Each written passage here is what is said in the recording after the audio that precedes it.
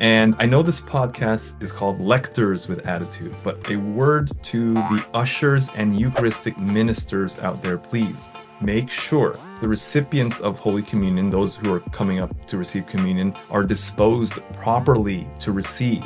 Meaning, what does that mean? Welcome back, everyone. We are looking back at this past week's Sunday readings and looking ahead to next Sunday's readings. We know that most people attending Mass don't look ahead to the readings they'll be hearing. So I hope you'll find our little show fun and useful, especially if you're looking to connect more to the Bible readings during Mass. My name is Vincent and my buddy's name is Roy. We've been friends since childhood and we both volunteer at different churches as lectors, or the guys who read at Mass. We'll offer our thoughts on the readings as well as share some fun stories about volunteering at church and everyday life. Okay, let's get started. Yeah, I didn't. All of us was just preparing for this weekend. Renewal of vow. That's very exciting. Yeah, so we'll be reading both the first and the second reading. She was practicing and things like that, and I was able to kind of break it up just before I got here. I said, okay, practice this, see if this helps you. It sounds pretty decent compared to even some other people. Okay, looking ahead, the first reading is from Acts 12, and this is where the apostles sadly and/or heroically are martyred for the faith. James is martyred and Peter is arrested, but he wouldn't die right away because this is where Peter gets arrested, put in jail, and the angel breaks him out of prison. So that's that story in the first reading.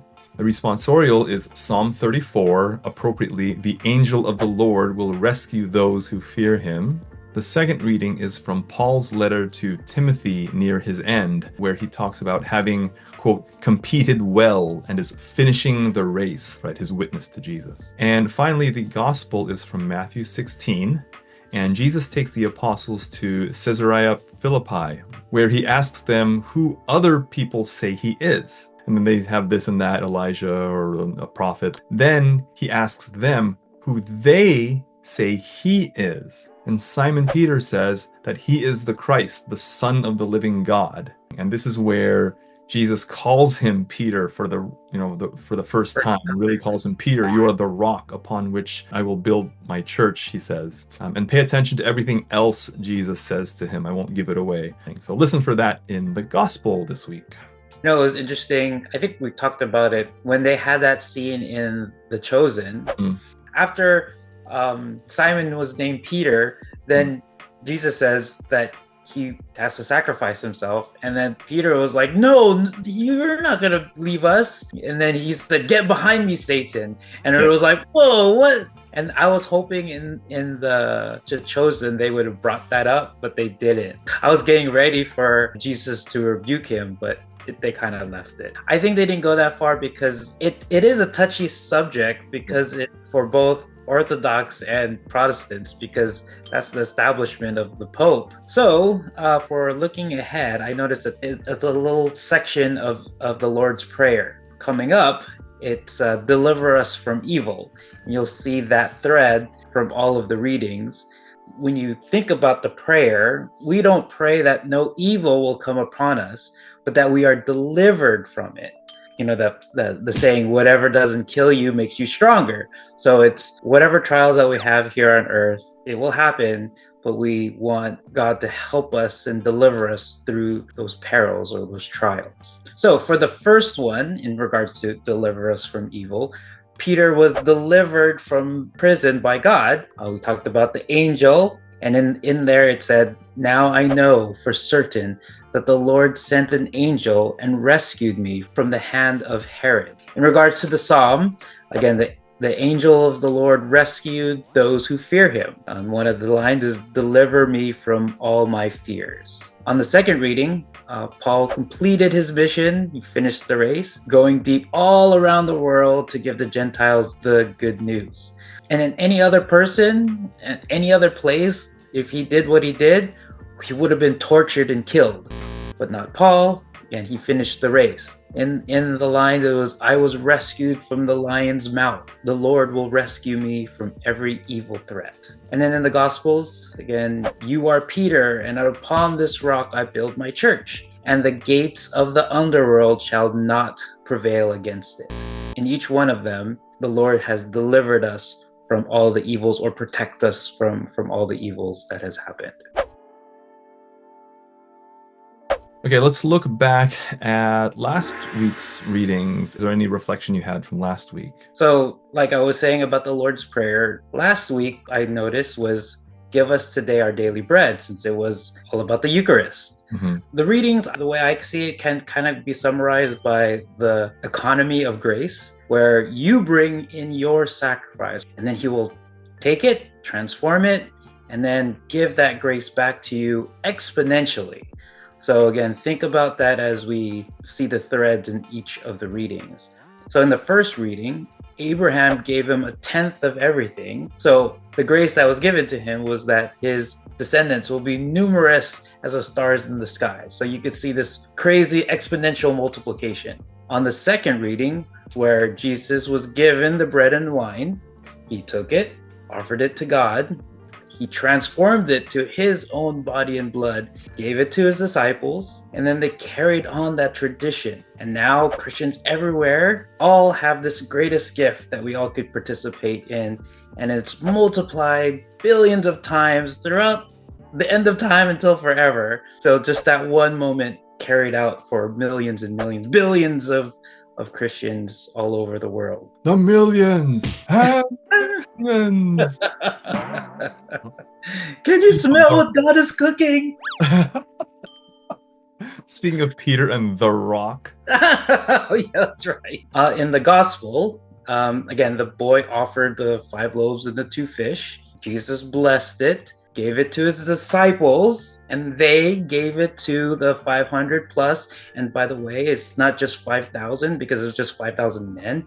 That didn't include the women and children, so you could only imagine how much more that could have been. And then they gave the leftovers back, and they were able to fill 12 baskets more. Yeah. So that crazy exponential multiplication again. So you could see that as the economy of grace. The abundance of grace. Like, we want some grace. Like, there's more than you could imagine.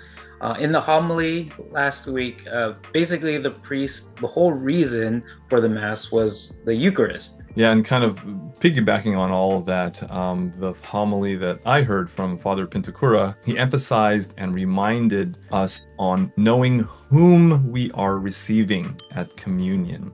How it's a shame that so many Catholics don't treat the body of Christ with reverence, with the reverence that it so greatly deserves. It's either bad catechesis, bad education, or ignorance, or improper formation, whatever it is, a combination of those things. And I know this podcast is called Lectors with Attitude, but a word to the ushers and Eucharistic ministers out there, please, please, please make sure the recipients of Holy Communion, those who are coming up to receive communion, are disposed properly to receive. Meaning, what does that mean?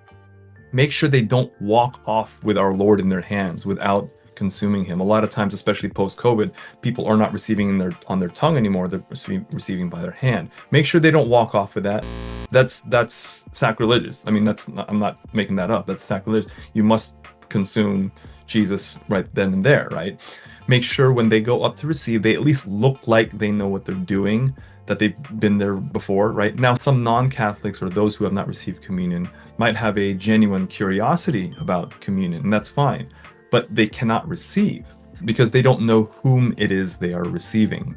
They can ask for a blessing, that's fine, but y'all see them try to walk off with it, that's not good. And trust me, I've done this so long as an altar boy, as a lector, all that stuff. So I've seen this a lot of times where someone either takes it and they're like, they do something, they'll try to bless it and they give them, it's like, no, you're supposed to receive it. Or some of them try to walk off with it, like, hey, I've seen it and you can't do that. And I don't want to bring it up here, but it's no joke that there are legit satanic people out there who will try to steal a host from a Catholic Mass. Ushers and Eucharistic ministers, do please pay attention that the people who are receiving communion are receiving it and are properly disposed and not running off and walking away with our Lord in their hands. So it's a serious thing. One thing or two things. Well, first one was I really appreciate in Our Lady of Peace before Mass, they kind of explain a little bit about the Eucharist, because again, like you said, people are curious, or I just follow, the group.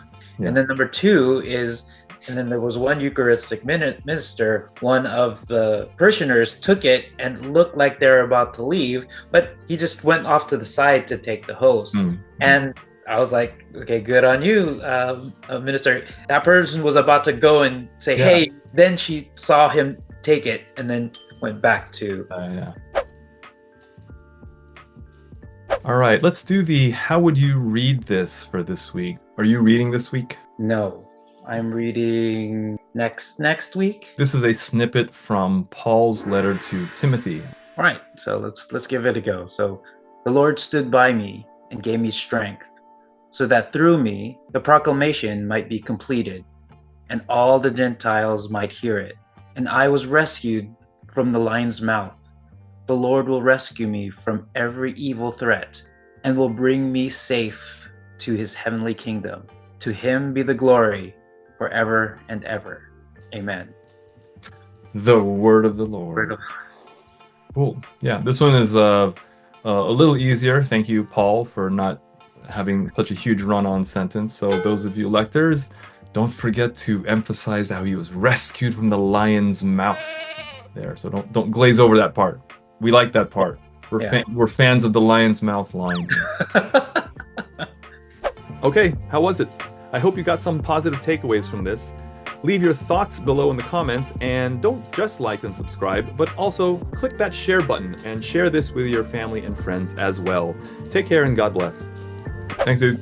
All right, man. Bye.